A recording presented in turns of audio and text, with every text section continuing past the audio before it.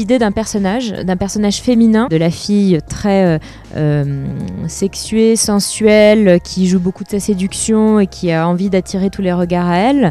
Comment ce personnage très iconique, d'un point de vue masculin, avait une force d'attraction absolument immense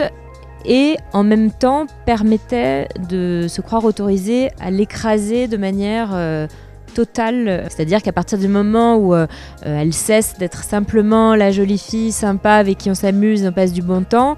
ils se disent ok, on la raye de la carte et il y a ce côté négation totale de l'individu qui va être enfermé dans une case très précise parce qu'elle correspond à certains critères sur sa manière de se présenter, de se comporter.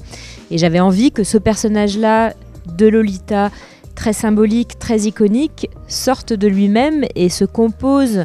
une nouvelle force en ne faisant appel qu'à elle-même et en puisant toutes ses ressources à l'intérieur d'elle-même pour s'affirmer, pour ne plus dépendre du regard des autres, pour ne plus attendre qu'on l'autorise à faire quoi que ce soit ou qu'on la pense capable d'aller voilà, dans certaines directions. J'aimais la transformation du personnage parce que c'est pas une chose que tu lis beaucoup de fois dans des scénarios, que tu as l'opportunité de tourner et de faire deux personnages qui sont l'extrême opposé.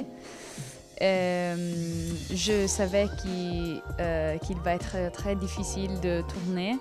mais je ne savais pas assez. Oui. Mais c'était un challenge pour moi comme actrice de vraiment essayer d'y arriver à l'extrême du personnage d'un côté et de l'autre. J'ai été enthousiasmée de voir que énormément de femmes dont ce n'était a priori pas le goût cinématographique, qui n'aiment pas spécialement la violence ou le sang ou les films violents, avaient adoré le film, voilà, étaient rentrés dedans complètement et se l'étaient approprié. Je pense qu'une certaine part d'hommes d'un certain âge, avec certaines habitudes, qui sont voilà, un peu dérangés par le film, de la même manière qu'ils sont un peu dérangés par l'affaire Weinstein et la place qu'on lui donne. Donc tout ça est assez cohérent, on va dire. Mais en tous les cas, la majorité des réactions d'hommes que j'ai eues étaient super positives et dans une sorte de justement d'horizon moderne. Ce que j'avais trouvé aussi enthousiasmant, c'est Mathilda m'avait raconté une projection à Turin, un groupe de filles à la fin de la projection qui s'était précipité sur elle en lui disant You're all of us, tu es nous toutes. Et moi aussi, beaucoup de femmes, c'est vrai, de jeunes femmes, voilà, public jeune, sont venues vers moi en me disant « Ah, mais ça fait du bien, merci d'avoir fait ce film ». On sentait ce côté très content d'avoir osé d'y aller sans timidité, sans demi-mesure. Et aussi, ce que je pense que c'est très important, sans sadisme. Enfin, le film, oui, il y a du sang, oui, il y a des moments violents, mais en tout cas, moi, en tant que réal, je l'ai pensé comme étant une violence pas malsaine, qui ne s'acharne pas à découper des membres ou à vouloir être dans le malsain très réaliste, mais avoir un côté justement excessif qui donne un côté presque grand guignol à certains moments et qui permet d'avoir ce filtre avec la violence qui fait qu'on ne la ressent pas de manière terrifiante et terrible et que le personnage n'est pas dans un sadisme d'acharnement mais dans un côté très iconique, voilà, one by one, de prendre le pouvoir, de s'affirmer. Et je pense que c'est ça qui fait aussi qu'il y a cette vision moderne et positive derrière et qui en tout cas moi m'a ravie sur à quel point ouais, des jeunes pouvaient venir me dire « Ah super, c'est chouette d'avoir traité ce thème-là de cette façon ». Je me souviens une fois à un festival, je sortais d'une projection et un homme s'est tourné, il a vu que j'étais derrière et il a fait « Tu peux passer ». Et ça, c'était pour moi ma revanche. Ce qui m'intéressait dans le film, c'est pas de traiter le viol en lui-même, c'est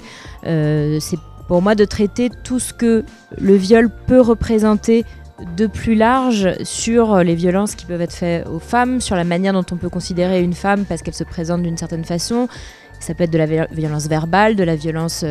psychologique, de la violence physique. C'est là où j'ai trouvé vraiment ce qu'était le film, de garder ce côté très symbolique, très fantasmagorique, puisque cette trajectoire de personnage ne se réduisait pas à un événement très précis, très réel, qui ne dépasserait pas le cadre de cette histoire, mais avait vocation à justement de parler de forces plus profondes dans la société. Et je pense que les films de genre font souvent ça, en fait, d'un petit peu s'infuser de ce qu'on ressent en termes de rapports sociaux qui peuvent être violents, qui peuvent être refléter un certain état du monde, et on se les approprie de manière cathartique, ludique par moments, qui amène dans un voyage comme ça, sensoriel pour le spectateur, mais qui ne laisse pas indemne en termes de réflexion et de ce que ça dit du monde et ce que ça dit de rapport de force. Ouais. Quand on a commencé à présenter le film, rien de l'affaire Weinstein n'existait encore, et ça a été quelques mois après que tout ce scandale a éclaté. Le film, je pense, bénéficie de cette attention-là, et tant mieux s'il permet de contribuer à ce que cette parole-là soit mise au premier plan et continue à être écoutée, en fait. C'était très important pour moi d'avoir cette mise en scène qui amène dans un ailleurs, qui sort de la réalité vraiment très réelle, pour jouer beaucoup avec les symboles du masculin, du féminin, justement, la pomme, le bleu, le rose, le phénix. Donc, ce qui donne un côté, comme ces films qui m'ont plu, qui m'ont inspiré, Kill Bill, Mad Max, Rambo, qui créent leur iconographie, et du coup ne s'attaque pas frontalement à des exemples concrets réels, mais propose une grille de lecture, lecture des forces profondes dans la société, mais avec lesquelles on peut avoir un vrai plaisir de spectateur. Et c'était la volonté aussi d'avoir un film qui permette en mise en scène d'aller loin, qui permette d'inventer mon propre univers visuel, sonore, et de faire une vraie proposition de cinéma, parce que c'est ça, moi, qui me plaît beaucoup dans ce genre de films. Ce sont